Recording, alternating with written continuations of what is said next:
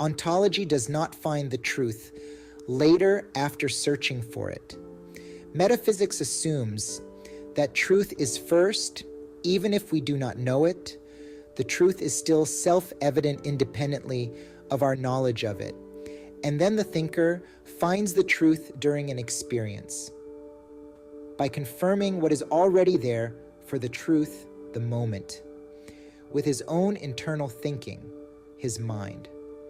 In other words, the thinker rediscovers and becomes aware of, i.e., a mental phenomenon in the real world. Hegel argues that the power of philosophy relies on the notion of the ought, he writes.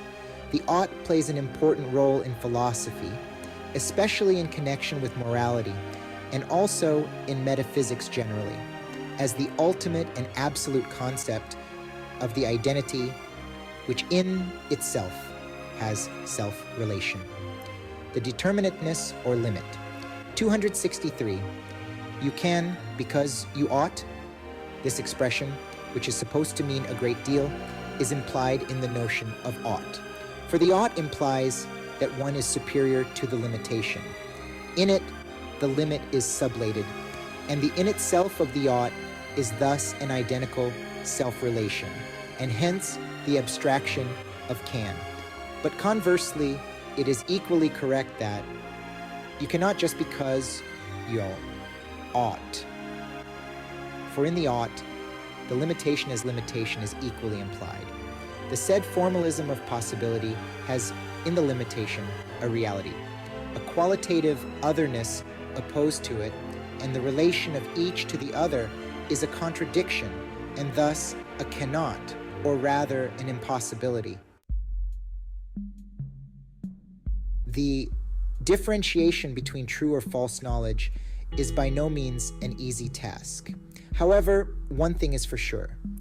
According to ontology, the first wrong move is to assume that there are no wrong moves. In other words, the assumption that there is no right and wrong is the first wrong, because judgments about the negation of truth itself also makes a claim about the truth.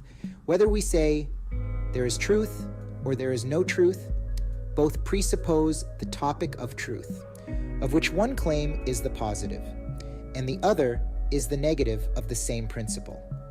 The lack of a thing does not remove it from existence. There is still a place for it. Where it is not is where something else is. Thought ought to transcend the limitations that it has brought upon itself. Hegel says, in the ought the transcendence of finitude, that is, infinity, begins. The ought is that which, in the further development, exhibits itself in accordance with the said impossibility as the infinity. With respect to the form of the limitation and the ought, two prejudices can be criticized in more detail. First of all, great stress is laid on the limitations of thought, of reason, and so on, and it is asserted that the limitation cannot be transcended.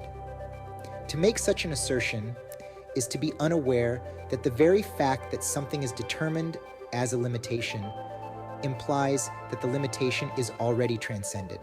For determinateness, a limit is determined as a limitation only in opposition to its other in general, that is, in opposition to that which is free from the limitation. The other of a limitation is precisely the being beyond it. The latter claim speaks to what is known as an affirmative contradiction, which is one fallacy constituting many misapplied notions of logic. The choice of one option over the other does not exclude the relation or lack of relation between any two or more principles. Modes of thinking, like assumptions, for example, are actions that run on a logical basis.